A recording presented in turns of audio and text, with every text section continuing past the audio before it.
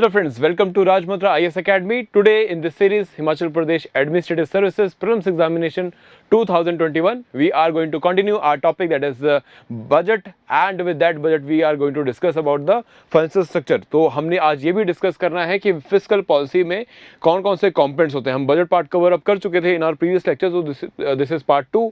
और आज हम के लेक्चर में जो हम टॉपिक कवर अप करने वाले, let's have a look on those topics also. So आज हम टैक्सेशन पॉलिसी डिस्कस करेंगे इंडिया की, टाइप्स ऑफ टैक्सेस डिस्कस करेंगे, and direct tax system India में कैसे काम करता है, इसका स्टेटस क्या है, we will discuss that also. And with that we are going to discuss about the indirect taxation. So indirect taxation में सबसे important topic that is GST, इसको हम डिस्कस करेंगे in very much detail as per required for your examination for Himachal Pradesh administrative services. तो ये सारी parts हमने आज कवर अप करने. So let's start the topic accordingly. सबसे पहली बात करते हैं रिगार्डिंग द वेरियस स्ट्रक्चर्स. देखो, बजट क्या है जो हमने लास्ट लेक्चर में डिस्कस किया था, दैट इज ऑल अबाउट कि from how you are going to manage the money which you are getting और which you are generating through various sources. So that is one. Now second part is, अब आपके पास ये source of revenue क्या है, कहाँ से government के पास पैसा आता है. हमने बोरोइंग वगैरह की पहले बात कर ली है, so we are not going to discuss about the borrowing, but we are going to discuss about the income, what are the various sources of income and revenue for the government. And इसमें सबसे important source है that is the taxes, tax की collection. So let's see कि government of India के पास tax collection में कहाँ से कितना पैसा आ रहा है. This is the graphical representation to understand the basic breakup.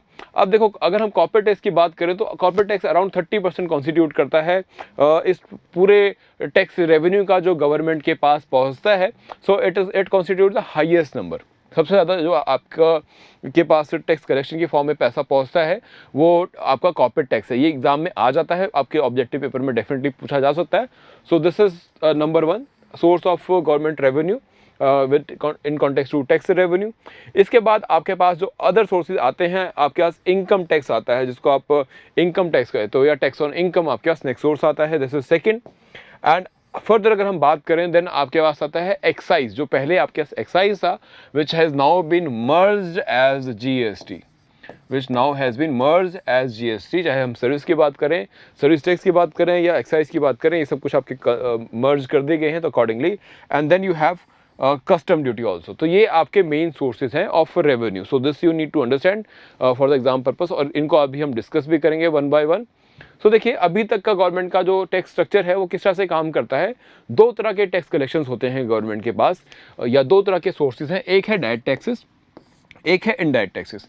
Direct taxes में वो सारा पैसा जो डायरेक्टली उन लोगों से कलेक्ट किया जा रहा है जिनके ऊपर वो इम्पोज किया जाता है. जैसे कि आपका इनकम टैक्स, आपके पास आपकी सैलरी जितनी भी है, आपकी कमाई जितनी भी है, उसके ऊपर टैक्स लगता है. तो वो डायरेक्टली पैसा आपसे कलेक्ट किया जा रहा है, आपको आपके ऊपर ही टैक्स लग रहा है. गवर्नमेंट आपके ऊपर टैक्स लगाती है और आप ही जाके गवर्नमेंट के पोर्टल पर जाके ये पैसा जो है टैक्स की फॉर्म में जमा कराते हो. ठीक है, तो आपके ऊपर टैक्स लगाया, आपने जमा कराया. This is called direct tax. Indirect tax क्या होता है कि टैक्स आपके ऊपर लगाया है, लेकिन जो पैसा है वो आप कहीं और थर्ड पार्टी से जनरेट करके सबमिट कर रहे हो. जैसे कि जीएसटी. अब जीएसटी में क्या होता है, जीएसटी को हम डिटेल में डिस्कस करेंगे, बट इनडायरेक्ट टैक्स की डायरेक्टली बात करते हैं कि इनडायरेक्ट टैक्स में क्या होता है कि जिसके ऊपर टैक्स ये लगा, फॉर एग्जांपल आपने पहले आपके पास कई सारे टैक्स हुआ करते थे, जैसे ऑक्ट्राइड टैक्स हो गया या फिर सर्विस टैक्स हो गया, कस्टम ड्यूटी, ये सारे टैक्स आपके पास हुआ करते थे. सो अब मैं बात करूँ अगर वैल्यू एडिड टैक्स की, अभी भी आपके पास वैल्यू एडिड टैक्स जो है वो पेट्रोलियम प्रोडक्ट्स पे लगता है. अब पेट्रोलियम प्रोडक्ट पे जब ये टैक्स लगाया जाता है तो ये टैक्स ना डीलर ना डिस्ट्रीब्यूटर पे करता है, ना जो सर्विस प्रोवाइडर है, जो पेट्रोल पंप ओनर है, वो ये टैक्स जो है अपने प्रॉफिट से निकाल के दे रहा है. वो ये कहाँ से निकाल रहा है, जब आप ये चीज़ जाके पेट्रोल डलवाते हैं अपनी गाड़ी में, तो अपने व्हीकल में, तो वहाँ पर आप जो वैल्यू पे कर रहे हैं उसमें ये टैक्स इंक्लूड करके आपको चार्ज किया जाता है. तो मतलब टैक्स जमा कराने वाला कौन है, वो पेट्रोल पंप ओनर, लेकिन टैक्स कलेक्शन कौन दे रहा है, कौन कंट्रीब्यूट कर रहा है, वो आप कर रहे हैं. तो इसलिए इसको इनडायरेक्ट टैक्स बोलते हैं, इसको इसलिए इनडायरेक्ट टैक्स बोला जाता है. तो ये आपका पहले स्ट्रक्चर हुआ करता था इनडायरेक्ट टैक्स का, लेकिन अब मोस्टली जो टैक्स हैं उसको इंक्लूड कर दिया गया in GST. So GST we will be covering in detail. So ये आपका ओवरऑल स्ट्रक्चर है. अब इसी स्ट्रक्चर में अगर मैं आगे बढ़ूँ, सो सबसे पहले बात करते हैं हम डायरेक्ट टैक्सेस की. I am giving you a statement here, PPT PDF मिल जाएगा so that you can revise this. And सबसे पहली बात that is regarding the burden directly falls on the taxpayer. हम डायरेक्ट टैक्स की बात करें तो पहली डेफिनेशन क्या है कि जहां पर जो बर्डन है टैक्स का वो आप टैक्स पेयर के ऊपर ही डाल रहे हो, ठीक है, कि जिसके ऊपर टैक्स लगाया वही दे रहा। तो this is called your direct tax and these taxes can not be transferred. ये किसी और पे आप ट्रांसफर नहीं कर सकते। आपके ऊपर लगाया गया इनकम टैक्स आप ही को पे करना है, आपके बिहाफ पर कोई और नहीं पे करने वाला, ठीक है। तो ये आप किसी के ऊपर नहीं डाल सकते, तो दिस यू नीड टू पे।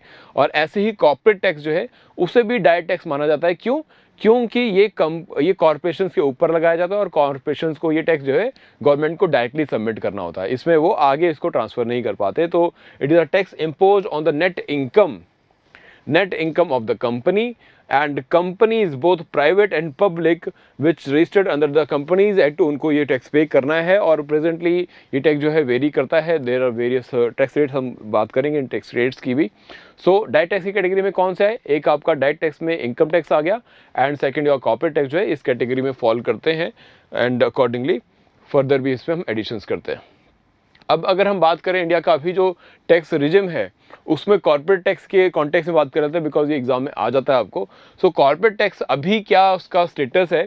सबसे पहली बात, जो इंडिया में कॉर्पोरेट टैक्स अभी गवर्नमेंट ने रिफॉर्म्स लेके आए, जिसको बोला गया कि गवर्नमेंट टैक्स जो कॉर्पोरेट टैक्स है उससे कम कर रही है। माना जाता है कि इंडिया में पहले 30% का अगर टैक्स रेट था तो अब उसको रिड्यूस करके through various policies and programs government has effectively reduce it to 25.7%। But अभी भी इसे काफ़ी ज़्यादा कंसिडर किया जा रहा है, ये काफ़ी ज़्यादा हाई है और ये वर्ल्ड ओवर कंपनीज को इंडिया में आने से एक हिंड्रेंस देता है। क्योंकि अगर आपके कॉर्पोरेट टैक्स ज़्यादा होंगे तो कंपनीज जब आपकी कंट्री में इन्वेस्ट करके फैक्ट्री लगाएगी तो ये जरूर कंसीडर करेगी कि वो टैक्स कितना पे करने वाले हैं, बिकॉज वो टैक्स अल्टीमेटली उनके प्रॉफिट से जाने वाला है, जैसे अभी हमने देखा। सो इस करके कंपैरिजन होता है बाकी कंट्रीज से कि बाकी कंट्रीज में क्या चार्ज है विद रिस्पेक्ट टू, क्या रेट है with respect to corporate tax. So हम यहाँ पे देखें अगर, सो चाइना तो अकॉर्डिंगली आपके आसपास ही आता है, लेकिन वर्ल्ड एवरेज जो है 23% की है। And if you see the countries who are doing well in this side, वो आपकी वहाँ पे कॉर्पोरेट टैक्स जो है बहुत कम है। जैसे मलेशिया, आपका सिंगापुर में, थाईलैंड में एंड वियतनाम में बहुत कम कॉर्पोरेट टैक्सेस हैं। एंड तभी आप देख रहे हो कई सारी कंपनीज जो है वहाँ पर मूव कर रही हैं, because they feel like they are getting good amount of profit here, ठीक है। So this is about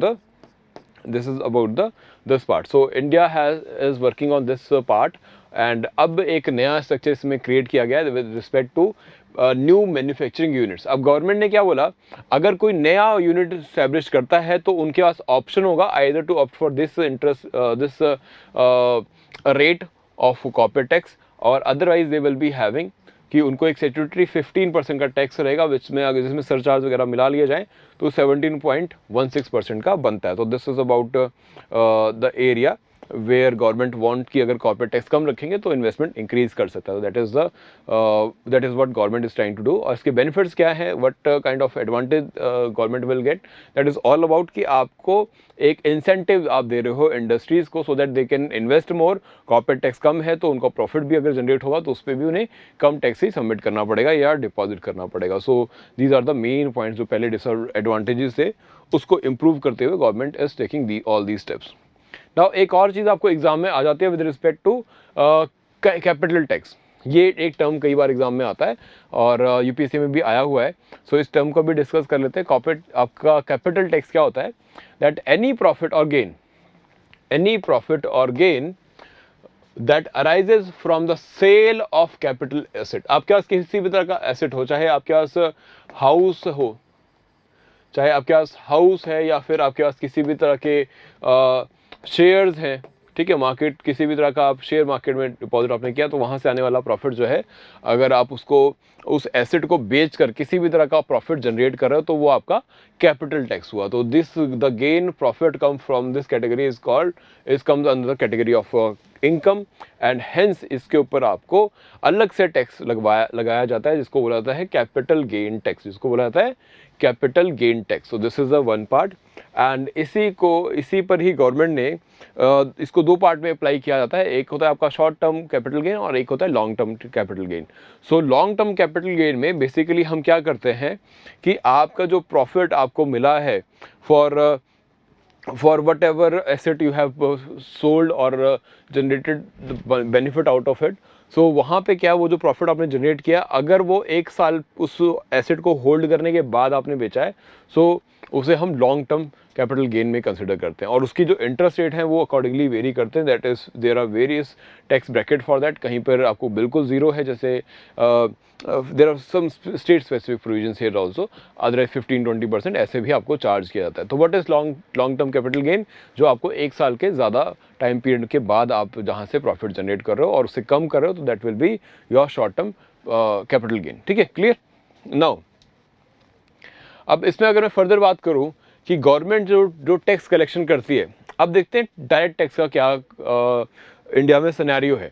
कि अगर डायरेक्ट टैक्स को एक ग्राफिकल रिप्रेजेंटेशन में मैं आपको समझाना चाहूँ, जैसे एक ग्राफिकल रिप्रेजेंटेशन है कि इंडिया में डायरेक्ट टैक्स कौन सी स्टेट से कितना कलेक्ट होता है. ठीक है, इंडिया में डायरेक्ट टैक्स की कलेक्शन कौन सी स्टेट से कितनी है. तो अगर पूरी कंट्री में 100 रुपये, मान लो कि पूरी कंट्री से 100 रुपये आपने इकट्ठा किया, तो डायरेक्ट टैक्स में सबसे ज़्यादा कॉन्ट्रीब्यूशन किसका है? ठीक है, तो एग्जाम में ये भी आपको आ जाता है. तो दैट इज महाराष्ट्र से आपको 38% के आसपास जो है डायरेक्ट टैक्स कलेक्शन है. इसका रीज़न क्या है? क्योंकि आपकी मोस्टली जो इंडस्ट्रीज़ हैं वो ऑल ओवर इंडिया एस्टैब्लिश हैं, बट उनके जो हेड ऑफिस, हेडक्वार्टर्स एंड मालिक एंड ऑफिशियल जो हैं वो सारे कहाँ पे बेस्ड हैं? That is in Maharashtra. And accordingly सारा मनी कैलकुलेशन जो सर्कुलेशन है वो वहाँ पर जाके आपका फ्लो आता है. And they have established their offices there, they have their businesses there. and जब आप टैक्स भी लगाओगे तो उसी बिजनेस पे लगाओगे, उसी प्रॉफिट पे लगाओगे, वही कॉर्पोरेशन टैक्स वहाँ लगेगा, जो पर्सन्स हैं उनकी इनकम पे भी वहीं पे लगेगा. इस करके हम देखते हैं कि सबसे ज़्यादा महाराष्ट्र से ही आपका डायरेक्ट टैक्स कलेक्शन आता है. दो द एक्चुअल थिंग इज़ कि जो इनका बिजनेस है वो ऑल ओवर इंडिया में बिजनेस कर रहे हैं, बट अल्टीमेटली जहाँ पे प्रॉफिट शो किया जाता है वहीं पे से आपका डायरेक्ट टैक्स कलेक्शन किया जाता है. सो दैट इज इन महाराष्ट्र. ऐसे ही हम इसके नेक्स्ट बात करेंगे दिल्ली, उसमें 13.7% का कंट्रीब्यूशन है. And then you have Karnataka, Tamil Nadu, इनका contribution. UP is contributing quite less amount here, that is only 3 rupees. And अगर मैं यूपी और बिहार को कंपेयर करूँ, सो आप टैक्स कलेक्शन वहाँ से कम है, लेकिन गवर्नमेंट का बहुत सारा एक्सपेंडिचर जो है वो इन पर्टिकुलर स्टेट्स में है.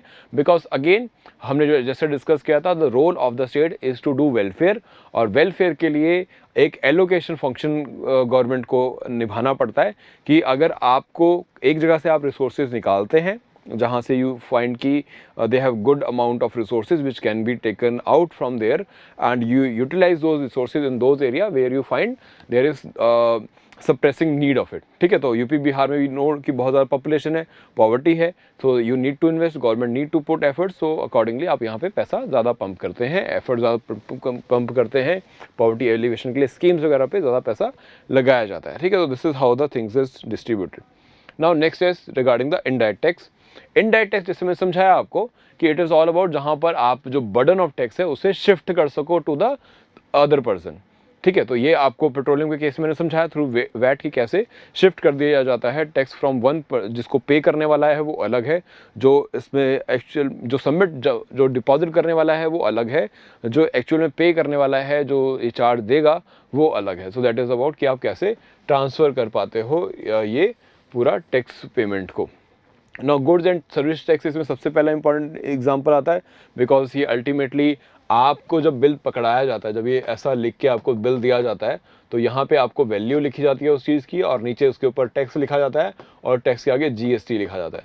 तो ये जीएसटी जो है वो आप पे कर रहे हो. ठीक है, आपको वैल्यू अगर 20 रुपये किसी चीज़ का है तो उसके ऊपर से उन्होंने आपको 2 रुपये और ऐड कर दिए, और ये 22 रुपये का आपसे चार्ज लिया, तो ये एक्स्ट्रा जो है ये आप पे कर रहे हैं. Alright, so this is the differentiation here. So we will discuss about the GST also. ये एक अच्छा example है इसका. And then you have custom duty. Custom duty or import duty is levied by the central government on the goods imported into India. ठीक है, तो custom duty आपकी basically क्या है? That is जब देखो excise duty क्या है कि आपने विद इन द टेरिटरी कुछ प्रोड्यूस किया, एक फैक्ट्री ने कुछ प्रोडक्शन किया, एक्साइज ड्यूटी आपको वहीं पे करनी है to the state government, because आप स्टेट बाउंड्री के अंदर कुछ नया प्रोड्यूस कर रहे हो, जो कि अब नहीं है, अब जीएसटी के अंदर चला गया, बट पहले एग्जिस्ट कर रहा था.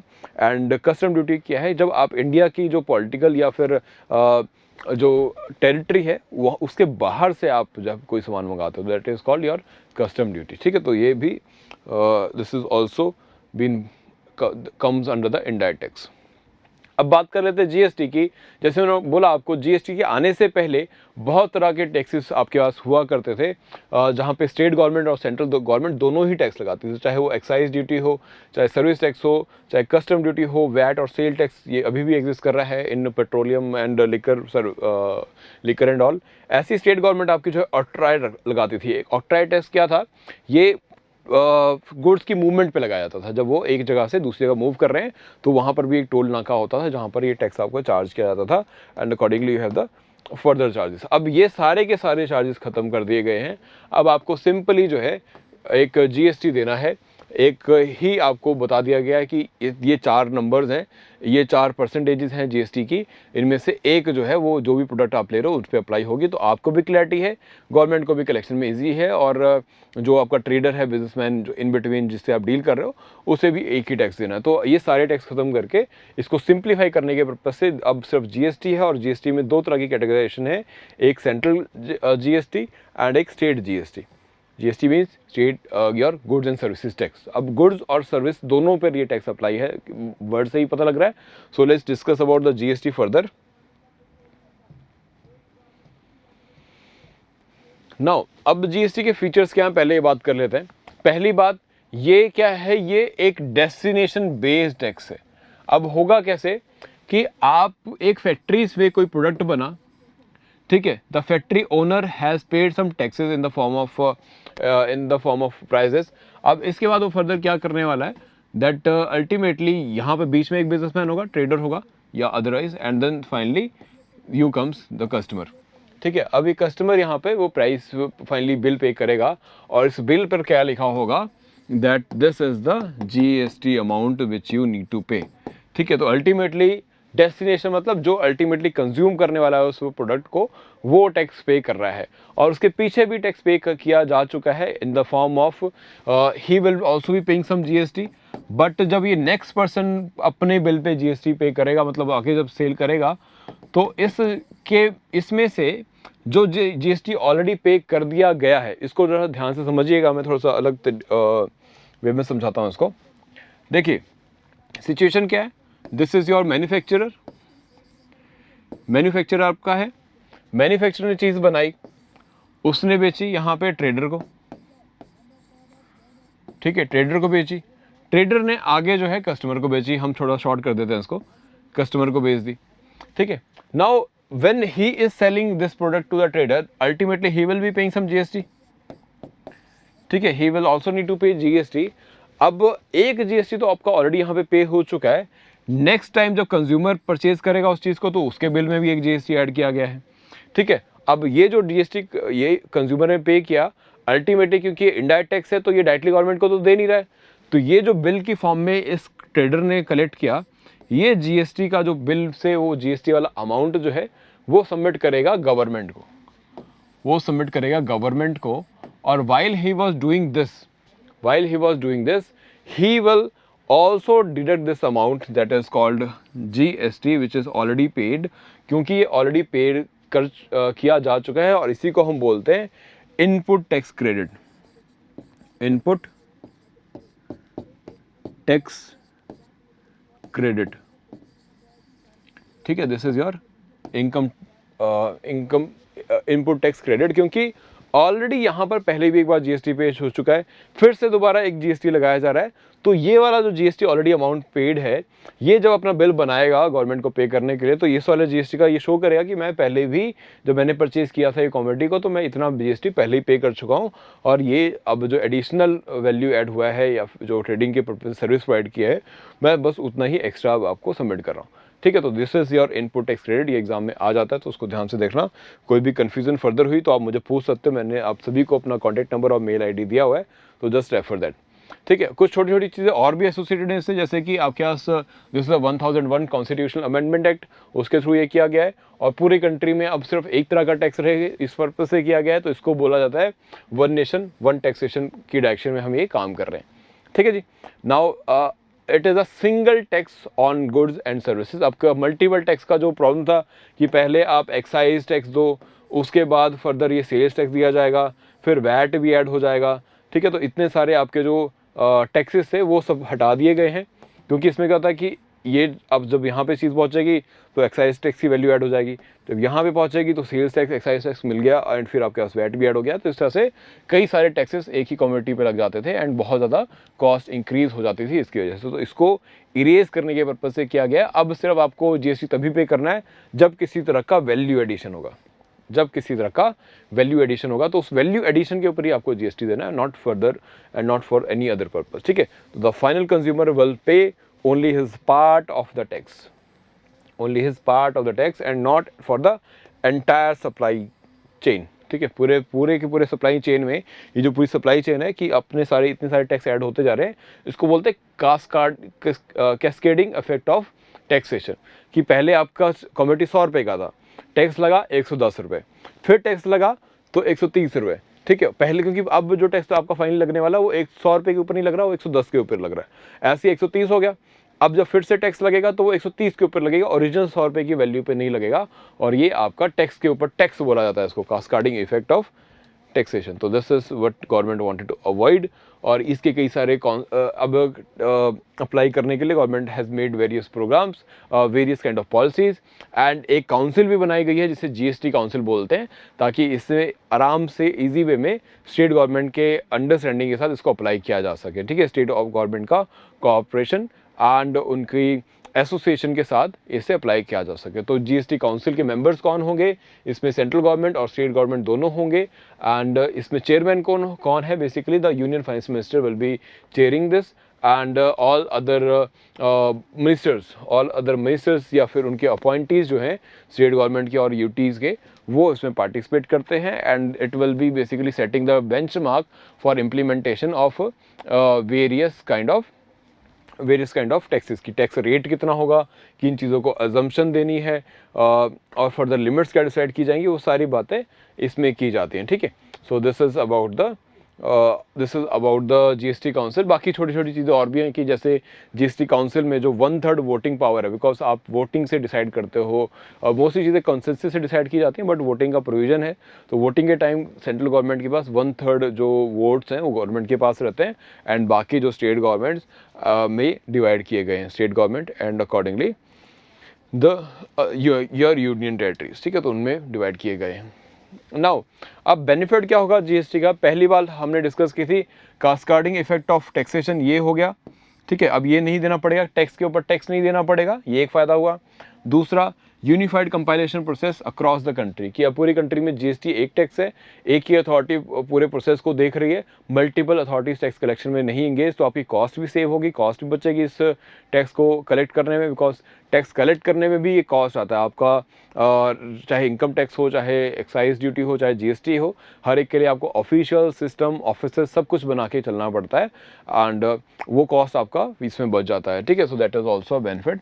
And faster movement of goods and service होगा, बिकॉज आपको हर जगह पे रोका नहीं जाएगा, क्योंकि आपके पास एक ई बे पास होगा, आपके पास एक ई बिल होगा जिसके बेसिस पे you can easily move your product. आपको बार बार बिल दिखाने की जरूरत नहीं है, आप जस्ट ये नंबर दे दीजिए, बिल पर होगा and which can B checked by the authorities and they will let you go. So that is the other part. And क्योंकि अब ये सब कुछ कंप्यूटराइज सिस्टम से हो रहा है, तो अगेन मैनुअल एफर्ट जो है कम हो जाएंगे एंड ऐसी अगर आपको रिटर्न फाइल करना है तो रिटर्न भी इजीली मिल जाएगा, बिकॉज ये डिजिटली लिंक्ड है सब कुछ। ठीक है, तो रिटर्न भी आपको इजीली मिल जाते हैं एंड आपको इनपुट टैक्स क्रेडिट जिसकी हम बात कर रहे थे, वो उसका भी जो कंपनसेशन है वो भी आपको इजीली मिल जाता है, बिकॉज जीएसटी नंबर से you can trace the transactions and all. तो these are the 6 benefits which the person will get, any taxpayer or GST taxpayer will be getting. So this is the benefit.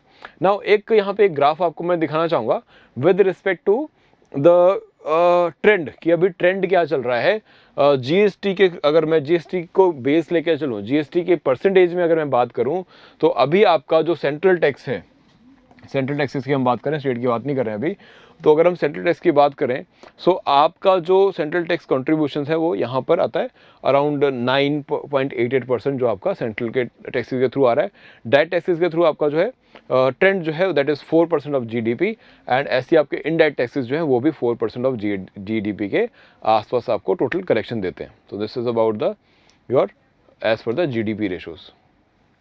ना एक और interesting infographic है हमारे पास, पहले और अभी के ट्रेंड को कंपेयर करने के लिए। जीएसटी स्पेसिफिकली हम जीएसटी की बात करें, एक बात आप यहाँ पे देखिएगा, पहले आपके पास कस्टम ड्यूटी हुआ करता, जैसे भी आपके पास कस्टम ड्यूटी है तो गवर्नमेंट ने कस्टम ड्यूटीज़ को रिड्यूस किया है सो दैट हम इंडिया में एक तो कॉम्पिटिटिवनेस बढ़ा सकें, और स्पेसिफिकली इम्पोर्ट ड्यूटी उन पे भी कम की गई है जहाँ पर गवर्नमेंट वांट कि machinery, tools and mechanisms easily India आ सकें, बिकॉज अगर कस्टम ड्यूटी ज़्यादा होगी तो अब मशीनरी भी महंगी होती है और modernization of your industries and various other sector नहीं हो पाएगा।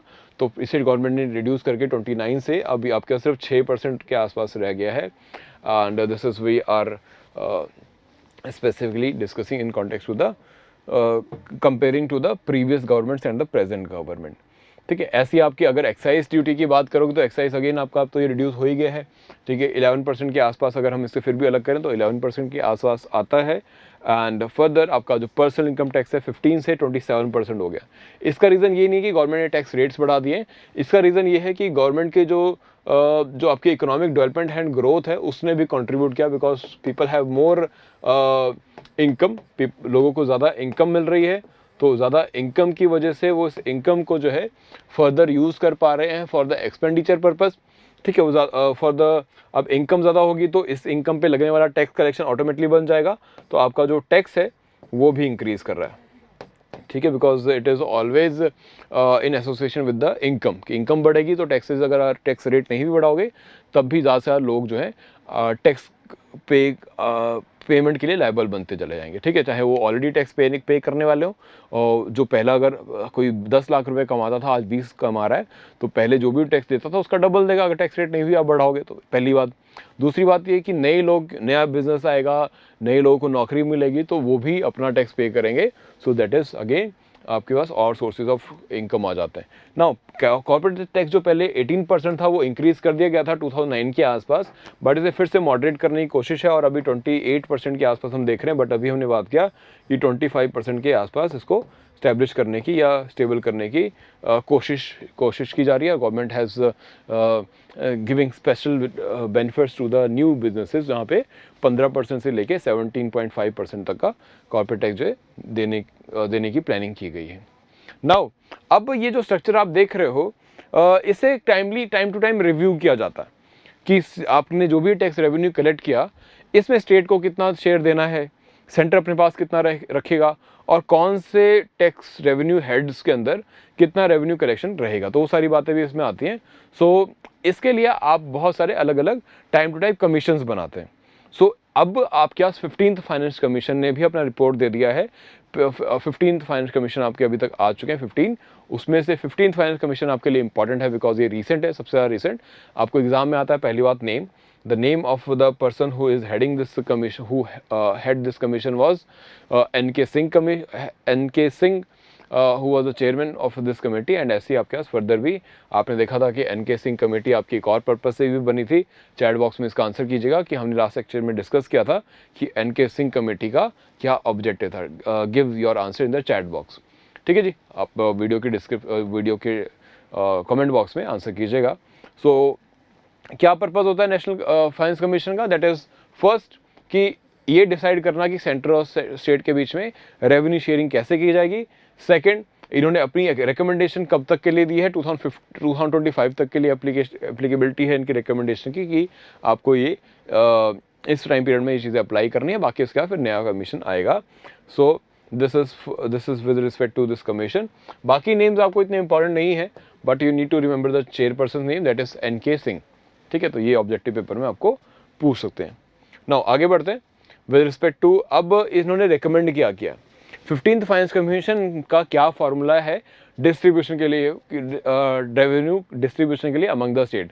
तो इसमें फार्मूला ये रखा गया कि स्टेट्स में सबसे ज़्यादा वेटेज ये टैक्स डिस्ट्रीब्यूशन के टाइम जो है वो दी जाएगी टू द इनकम डिस्टेंस, कि जिसके पास जितनी कम इनकम जनरेट हो रही है उनको सबसे ज़्यादा वेटेज है, ताकि गवर्नमेंट अपना जो एलोकेशन फंक्शन है वो निभा सके और पैसे को जो है या मनी का जो फ्लो है वो उस तरफ मोड़ सके जहाँ पे investment and all welfare benefit देने की ज़रूरत है। तो वो पहला फैक्टर है।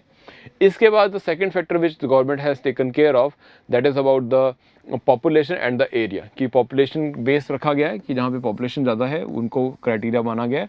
सो ये आपका 15% आते हैं दोनों, पॉपुलेशन और एरिया।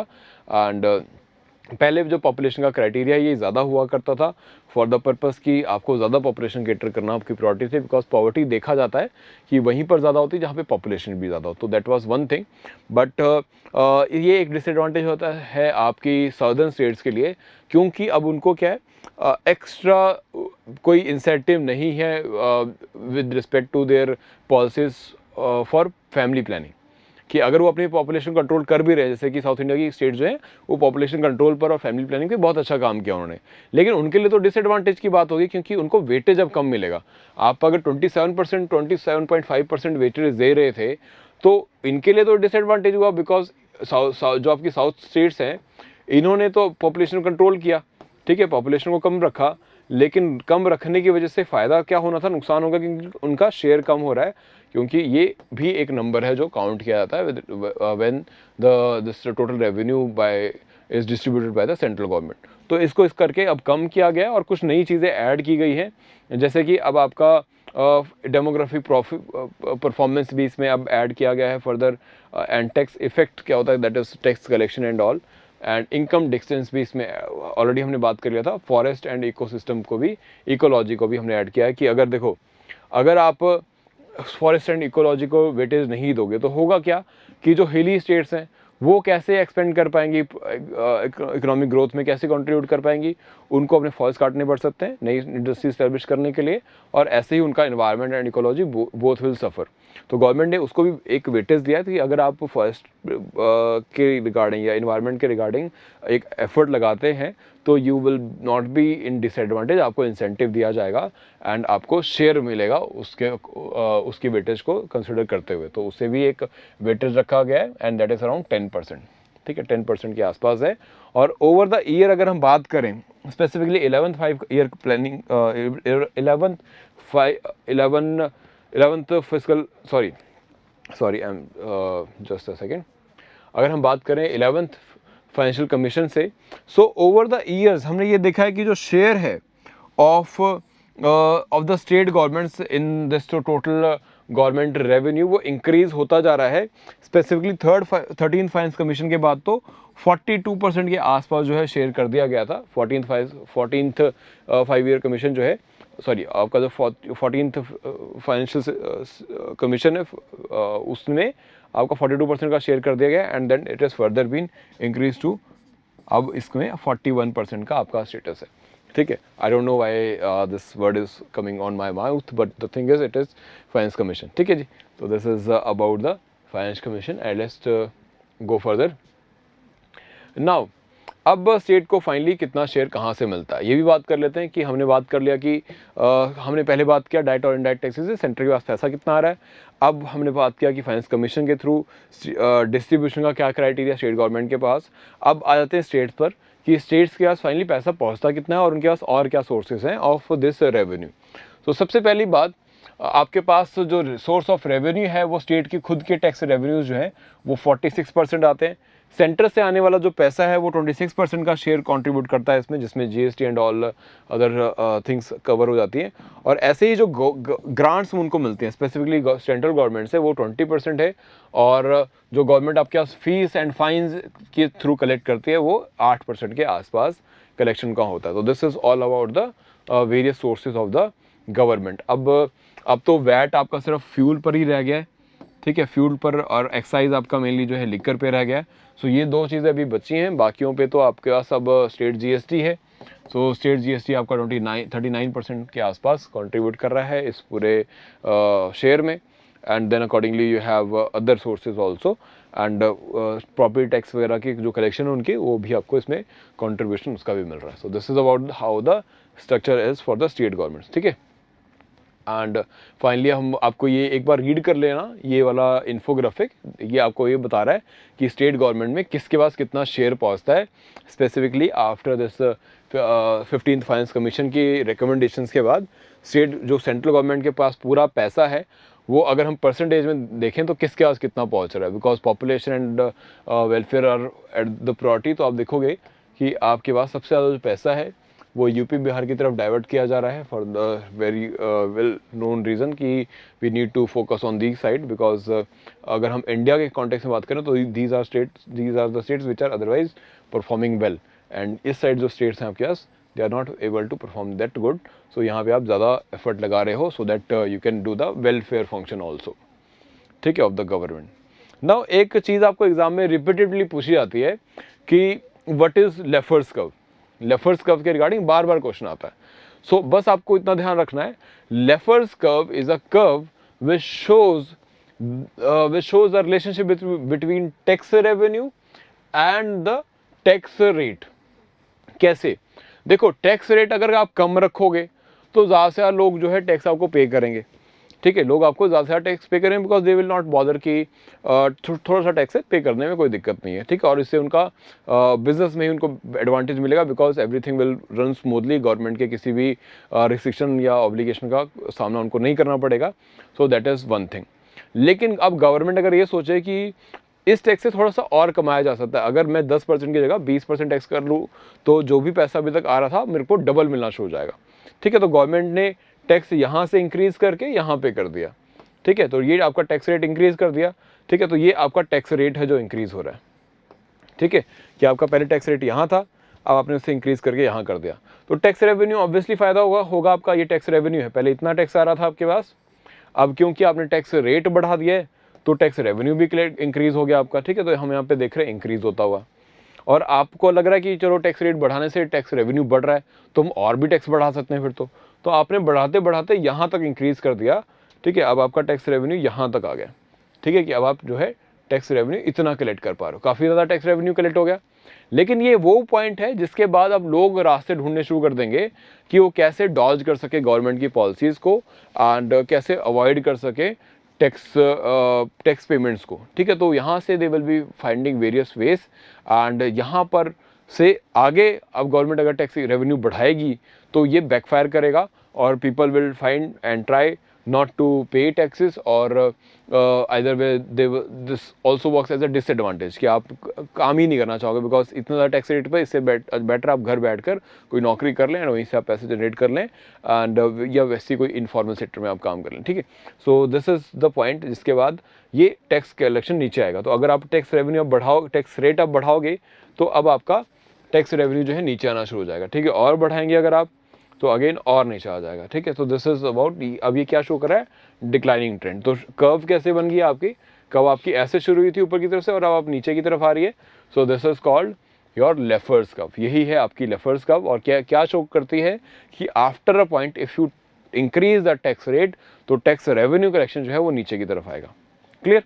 सो ये आपका मेन पार्ट है यहाँ पर with respect to Laffer's curve. बस इतना ध्यान रखना है क्या शो करता है Laffer's curve, it is a relationship between the tax revenue and tax rate.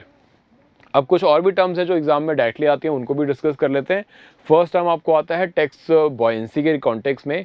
Tax buoyancy क्या है कि अगर ये बेसिकली फर्स्ट आपको क्या बताती है, that is a relationship between governments tax revenue policies and the change in GDP. कि यहाँ पे हम क्या देखते हैं कि अगर टैक्स रेवेन्यू कलेक्शन जो है आपके इंक्रीज कर रहे हैं without any other change, without any change in the economic growth and economic development, अगर आपका टैक्स रेवेन्यू जो है इंक्रीज कर रहा है तो उसके पीछे रीज़न क्या हो सकते हैं।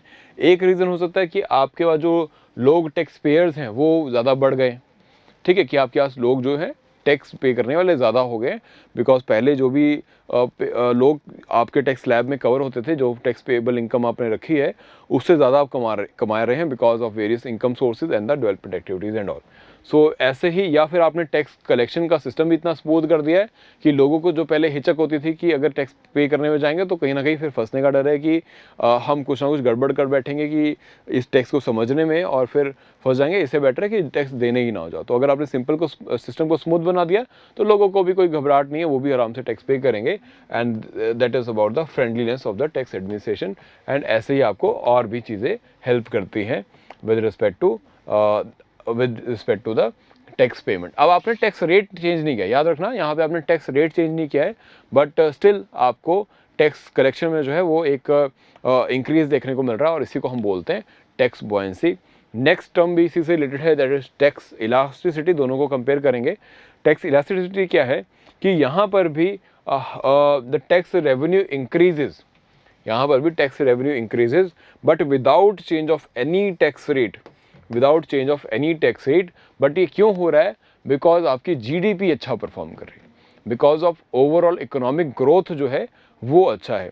सो ये देखा जाता है कि इकोनॉमिक ग्रोथ कितना हो कि टैक्स कलेक्शन कितना। अगर आप इकॉनमी जो है 10% से ग्रो कर रही है और आपका जो टैक्स कलेक्शन है वो भी 10% से इंक्रीज हो गया, तो दैट इज़ इक्विलिब्रियम, या फिर जिसको हम बोलते हैं दैट इज़ आपका एक पॉजिटिव या फिर एक यूनिटरी जो है वो इंक्रीज़ है, एक यूनिटरी लेवल पे इंक्रीज हो रहा है कि 10% यहाँ पे टैक्स रेवेन्यू का इंक्रीज हो रहा है, क्योंकि वहाँ पे आपकी 10% जीडीपी ग्रोथ हो रही है। तो ये आपका इलास्टिसिटी है, ठीक है, जिसको हम यूनिटरी इलास्टिसिटी बोलते हैं।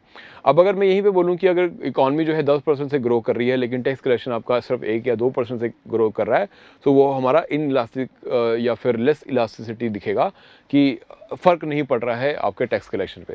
So this is all related with the proportionate change in the GDP, ठीक है। तो ये आपका जीडीपी के प्रोपोर्शन पे रहता है, एंड यहाँ पे tax buoyancy is all about the factor other than the increase in the tax rate itself, ठीक है, उसकी वजह से हो रहा है। Tax expenditure, the third term. Tax expenditure क्या बात करता है?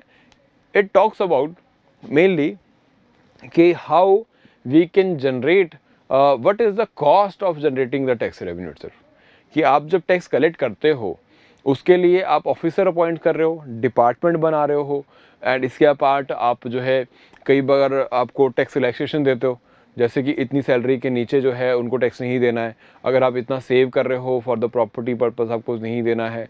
अगर आप मेडिकल एक्सपेंसेस बेयर कर रहे हो तो आपको टैक्स नहीं देना है। किसी तरह का इंटरेस्ट पेमेंट है हाउसिंग पे तो आपको इंटरेस्ट नहीं देना है। तो ये क्या चीज़ें कि गवर्नमेंट बहुत सारी चीज़ें आपको माफ़ कर रही है ताकि आप आगे बढ़ के टैक्स पे कर दें, ताकि आप आगे बढ़ के टैक्स पे कर दें। अदरवाइज अगर गवर्नमेंट आपको ये चीज़ों का डिस्काउंट या कंसेशन या सब्सिडी नहीं देती तो यू नीड टू पे दैट ऑल्सो। तो वो जो गवर्नमेंट ने आपको स्पेयर किया वो बेसिकली क्या है, वो गवर्नमेंट को कॉस्ट आ रहा है आपसे टैक्स कलेक्ट करवाने के लिए, ठीक है। तो उसी को हम बोलते हैं टैक्स एक्सपेंडिचर, ठीक है, इसी को हम बोलते हैं टैक्स एक्सपेंडिचर, जिसमें आपको कई सारे exemptions, deductions and rebates and deferrals of the credit, ये सारी चीज़ें आपको मिलती हैं। तो this is about your tax expenditure. एक बार इसे रीड कर लीजिएगा, और कोई डाउट हुआ तो मुझे बताइएगा आप। सो दिस इज़ द ट्रेंड। अब देखो ये एक इन्फोग्राफी का जो मैं आपको दिखाना चाह रहा हूँ, इसमें क्या दिखेगा, जब जब आपको इकोनॉमिक सिचुएशन डाउन दिखेगी, जैसे फाइनेंशियल क्राइसिस का सिचुएशन है आपके पास ये 2008-9 वाला, जब जब इकोनॉमिक सिचुएशन आपको दिखेगी कि डाउन जा रही है, आपके पास ऑटोमेटिकली सारे के सारे टैक्स कलेक्शन जो है वो डाउन आ जाएंगे।